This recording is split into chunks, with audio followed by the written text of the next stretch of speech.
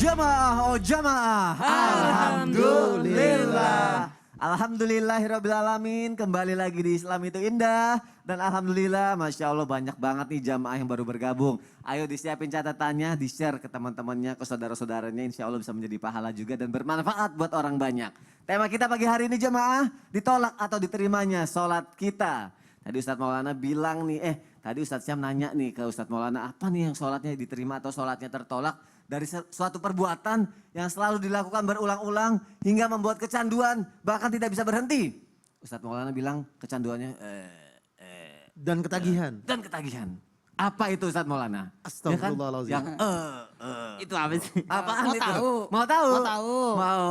Oh, baik. Silakan Ustadz Maulana. Izin Habib, izin Sasam. Waduh. Saya langsung saja praktek ya, minta izin. Oke Ustadz, siap. Bismillahirrahmanirrahim, satu bentuk pujian dan rasa syukur kita. Terima kasih banyak tim Islam Tinda yang hari ini mengangkat tema bagaimana kita lebih memperbaiki ibadah kita, lebih menjadi orang baik. Tadi saya lihat postingan dari produser kita, menjadi lebih baik, Masya Allah. Masya Allah. Jadi sebenarnya Sempet-sempetnya Ustadz scroll ya. oh iya, harus lihat dulu semuanya hari ini. Nah, Cek ombak ya Ustadz. dari sini kita belajar bahwa gimana kita tidak usah ngurusin apa-apa, tapi ngurusin sholat dulu lah. Perbaiki sholat kita, hubungan kita kepada Allah. Nah ternyata ada orang yang sholatnya tidak diterima. Kenapa? Karena melakukan sesuatu yang bisa membuat dia kecanduan atau sudah kecanduan atau sudah merusak dirinya. Tahu? Apa itu? Adalah orang yang mabuk dan kecanduan tidak berhenti mabuk. Betapa agungnya Islam, betapa mulianya Islam, betapa mudanya Islam. Islam itu tidak menjudge, benar kan? Menjudge, Ya, itu. keren, Masya Tidak Allah. menjudge, tidak menjelekkan, tetapi bertahap pada proses untuk khamar ini berproses. Jangan dekati sholat kalau lagi mabuk, dalam seterusnya. Nah, kenapa bisa mabuk ini, minum khamar ini bisa membahayakan sholatnya? Karena antara salat dan khamar dua hal yang tidak bisa bersatu dan sangat-sangat bertolak belakang. Saya mau praktekkan ya. Ustaz Sam. Gimana Iya. tuh? Pakai Ustaz, sejadah. maaf izin ya karena ini kan kasihan. Mau buka buah sepatu. Iya. Baik banget Ustaz Sam. Ih, Masya Soalnya Allah. Ustaz Sam kan udah pakai tali dia. Gampang. Gampang ya. bukanya. Ya Ustaz Sam, kalau salatnya khusyuk gimana? Allahu Akbar. Nah itu. Khusyuk. Ustaz Sam berusaha khusyuk. Ya. Tapi pasti masih mikirin jihan. Oh. Ada aja yang dipikirin. Ada aja gitu, Ustadz. dipikirin. Iya, iya. Orang yang tidak mabuk aja kebayang-bayang pikirannya. Betul. Gimana kalau mabuk? Ceritanya mabuk. Hebat banget Ustaz Sam bisa praktekin. Coba Ustadz, kalau Kayak di- mabuk kayak- nih datang ya. Kayak di TV-TV kan Iya, iya. ceritanya. Silakan. Kayak di TV-TV. Aduh ya Allah capek juga gue mabuk nih pengen nyobain sholat ah. Oh. Ya. Kebalik. Allahu Akbar. Oh iya benar. Oh iya Dia juga. nggak tahu Iya, kiblatnya. Ustaz. Karena orang mabuk tidak tahu posisi. Oh iya.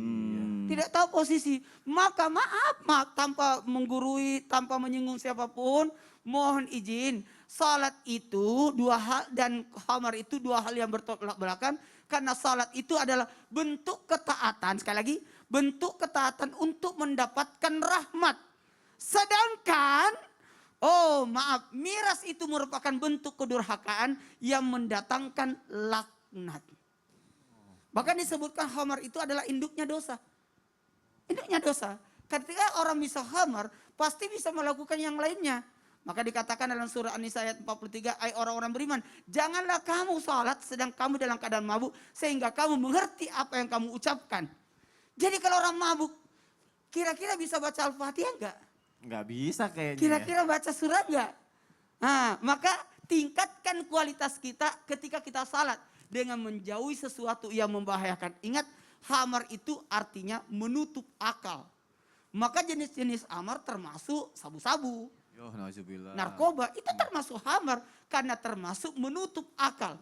Karena salat itu mencegah dari, kembali lagi, inna salata tanha anil fahsai wa mungkar. Karena salat itu mencegah dari perbuatan mungkar. Sementara khamar itu membuat orang jadi maaf mungkar. Karena bisa membahayakan segala pihak. Dan salat itu tidak akan bisa bermanfaat salat itu kecuali satu hal, membuat orang lebih taat kepada Allah. Sementara pengaruh miras ini atau hamar atau sesuatu yang memabukkan yang menghilangkan akal. Sekali lagi, Ya. menghilangkan akal. Menghilangkan. Manusia itu diangkat derajatnya karena akalnya. Tapi sementara miras, hamar itu menutup akal. Bahkan pengaruhnya sampai 40 hari loh. Hah? 40 hari. 40 hari enggak Salatnya bisa ditolak. Ya Allah. Karena kenapa? Ada sesuatu yang buruk. Kenapa 40 hari hitungannya? Ya. Karena 40 hari baru bergantian makanan dalam perut kita. Oh baik. Aduh, Masya ya Allah. Nah, bahaya Perbaiki banget ya. ternyata ya. Semoga mungkin kalau misalnya ada yang pernah terjerumus, kalau bisa dihilangkan. Nauzubillah. Bertobat, bertobat dan berhenti. Dan yang dibolehkan adalah kecanduan kita kepada Allah kali ya. Oh. Masya Allah. Terima kasih Ustadz Maulana untuk penjelasannya. Semoga bisa menjadi pelajaran penting buat kita. Kalau kata produser kita menjadi lebih baik katanya. Masya Allah. Kita lihat tayangan yuk. Aku punya tayangan lagi nih. Film pendek mengenai bahaya riba. Ini dia tayangannya. Silahkan.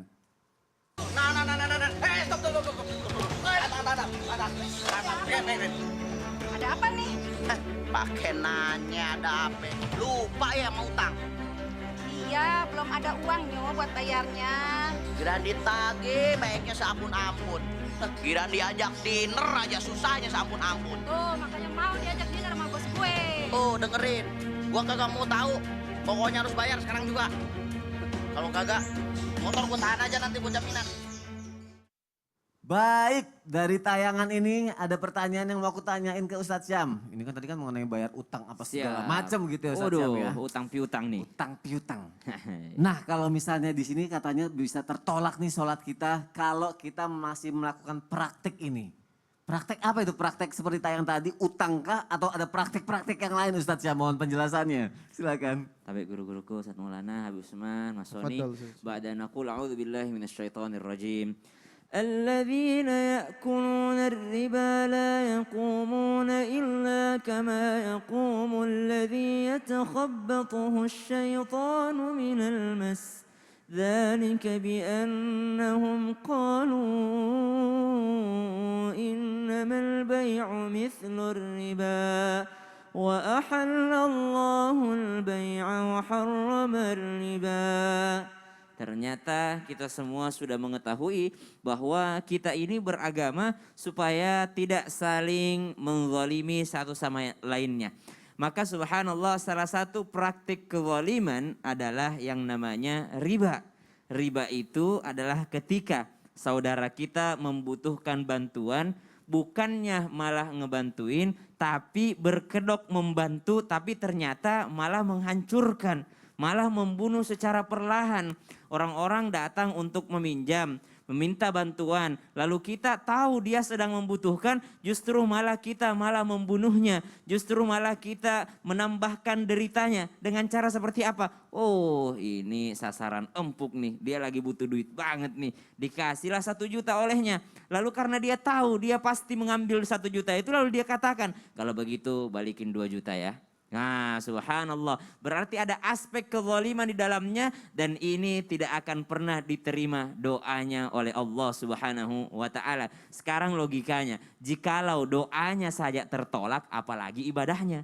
Padahal ibadah itu duluan daripada doa. Iyyaka na'budu wa iyyaka nasta'in. Hanya kepadamu kami mengabdi dan hanya kepadamu kami meminta tolong. Minta tolong itu kan setelah mengabdi kita kepada Allah Subhanahu wa taala, setelah beribadah kita kepada Allah Subhanahu wa taala. Bagaimana mungkin seseorang yang divonis tidak diterima doanya karena dosanya, tidak diterima yang namanya permintaannya karena dosanya, lalu mau diterima ibadahnya?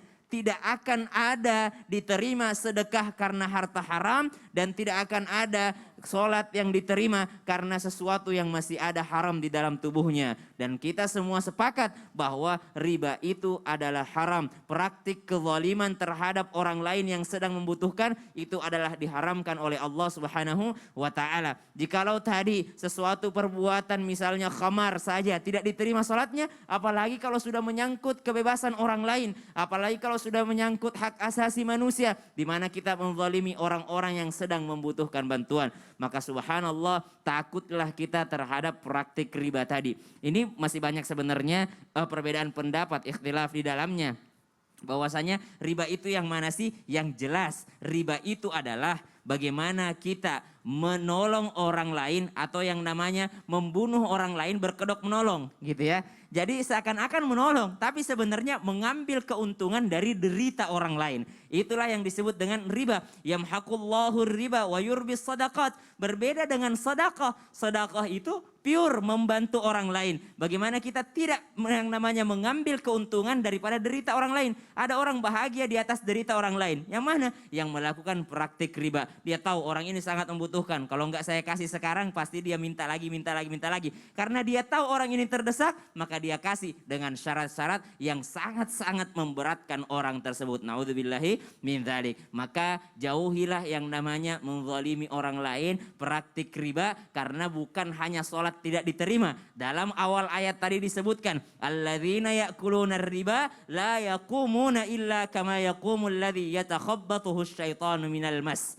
Orang-orang yang konsumsi harta riba memasukkan sesuatu yang haram di dalam tubuhnya, baik haram secara fisik. Kalau haram secara fisik tadi khamar, ini haram secara memperoleh harta tersebut. Maka subhanallah itu tidak akan bisa berdiri kecuali berdirinya seperti orang setan di hari kiamat nanti. Naudzubillahi min dzalik. Ustadz, kalau misalnya ada yang udah terlanjur kecemplung, kan sekarang baru tahu nih ternyata nggak boleh. Itu gimana Ustadz? Membersihkannya dengan cara ya meminta maaf, Minta maaf. atau ya Dan tidak ulangin lagi kali ya? Ada yang namanya memperbaharui akad. Memperbaharui akad. Ya misalnya pernah hutang piutang sama orang lain, lalu memperbaharuinya. Saya baru tahu ternyata ada riba. Ya udah deh Jeng, kemarin yang 1 juta bayarnya 1 juta aja.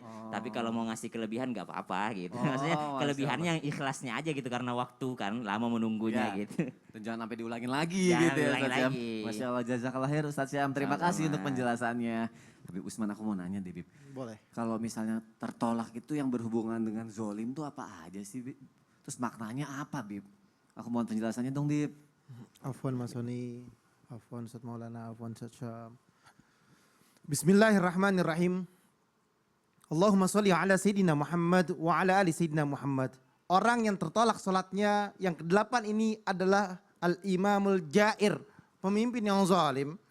Allah berfirman di dalam Al-Quran, ala la'natullahi ala zalimin. Ingatlah, Allah subhanahu wa ta'ala melaknat atas mereka orang-orang yang zalim. Dilaknat oleh Allah subhanahu wa ta'ala.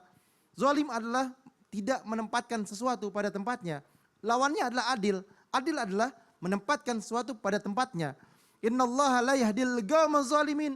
Sungguhnya Allah subhanahu wa ta'ala tidak akan memberikan petunjuk kepada mereka orang-orang yang zalim. Orang yang zalim tidak akan mendapatkan hidayah dari Allah.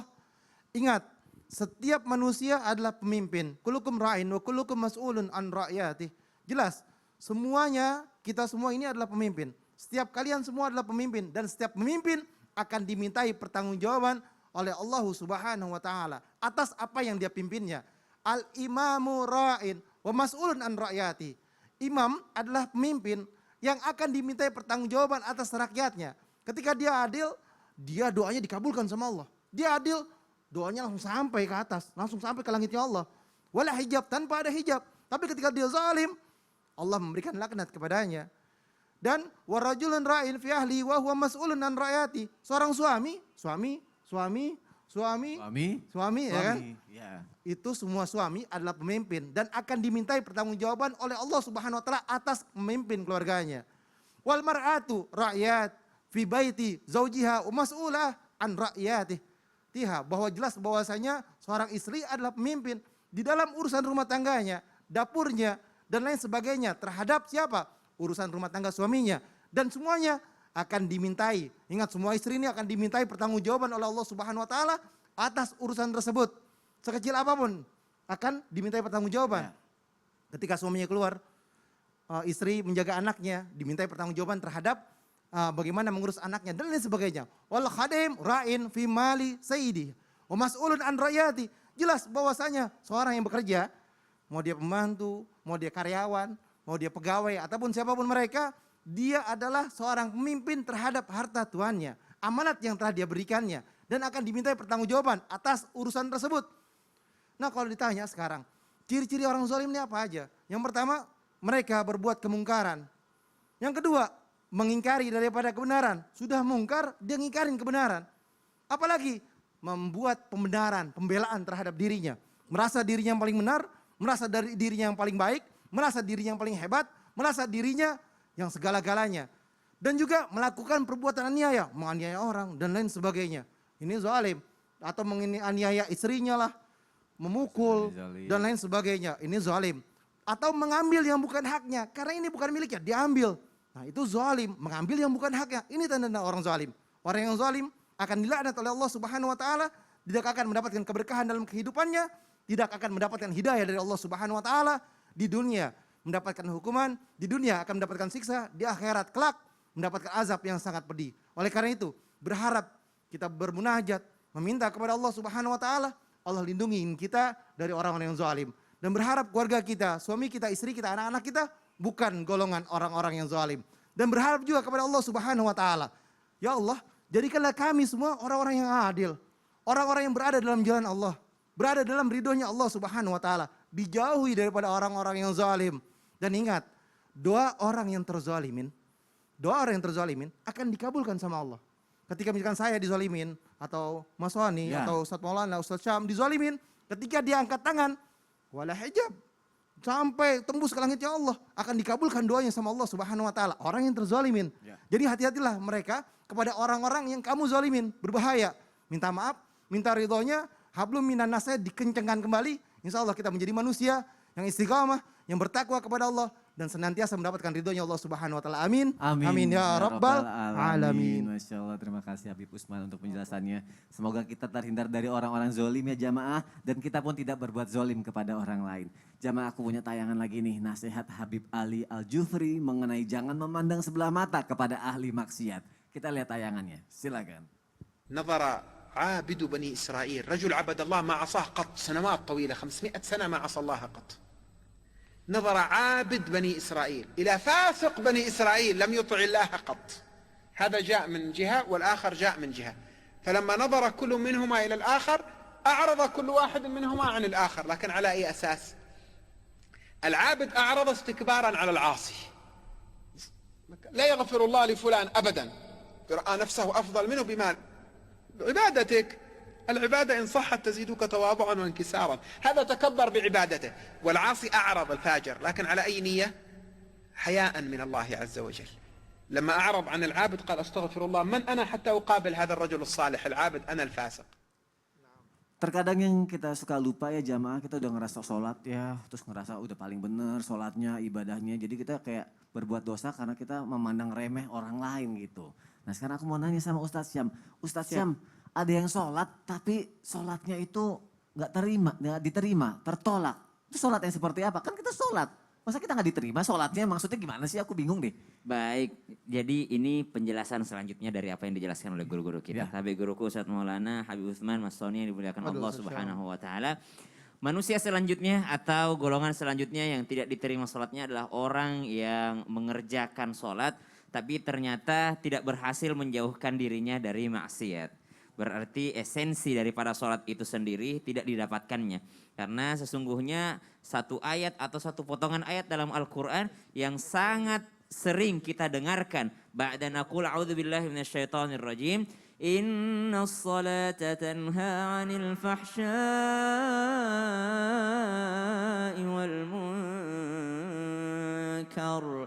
Maka subhanallah, sungguh salat itu mencegah daripada perbuatan keji dan mungkar. Ada satu ungkapan dalam riwayat disebutkan, barang siapa yang mengerjakan salat namun tidak menambah ketaatannya kepada Allah, itu malah akan membuatnya semakin jauh kepada Allah Subhanahu wa taala. Bukan berarti orang yang masih berlaku maksiat tidak mengerjakan salat. Ya udah, kalau urusan salat ya salat aja. Ada istilah STMJ, salat terus maksiat jalan ya. Allah. Susu telur madu jahe. Susu telur madu jahe bukan. Sholat terus maksiat jalan. Yang salah atau yang bisa menjadikan kita kafir adalah ketika kita meremehkan sholat.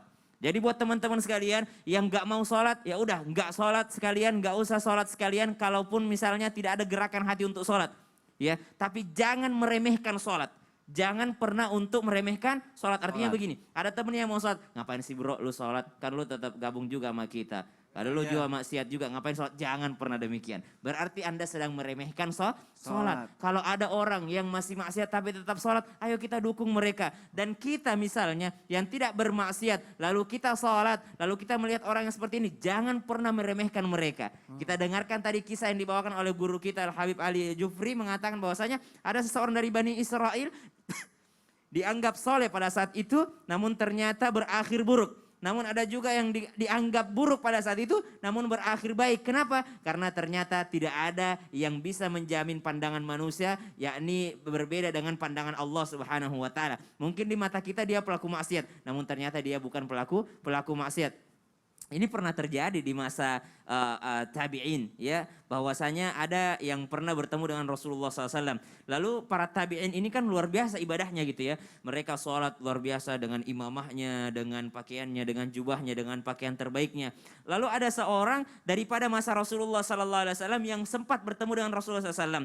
Dia datang dengan terburu-buru masuk ke dalam masjid.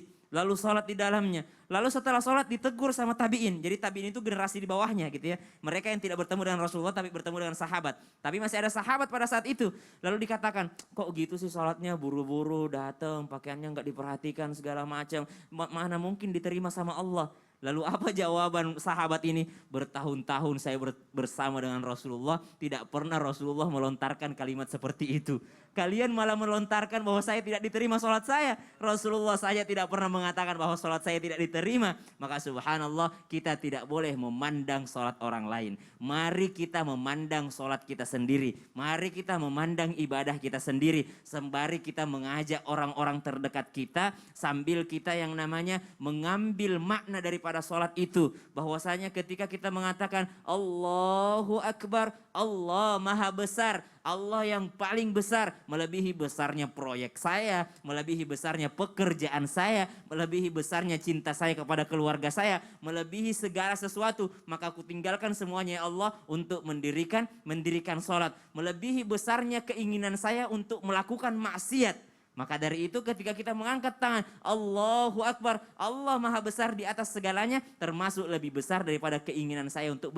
bermaksiat. Maka jadikan sholat menjadi pencegah kita daripada kemungkaran. Wallahu ta'ala alam. Masya Allah, jazakallah khair Ustaz Syam. Terima kasih untuk Sama-sama. penjelasannya. Jamaah jangan kemana-mana ya, setelah ini kita akan menjawab lagi pertanyaan yang sudah masuk ke media sosial Islam itu Indah. Dan juga kita akan berdoa bersama-sama. Tetap di Islam itu Indah, nggak lama kok. Jamaah, oh jamaah, alhamdulillah.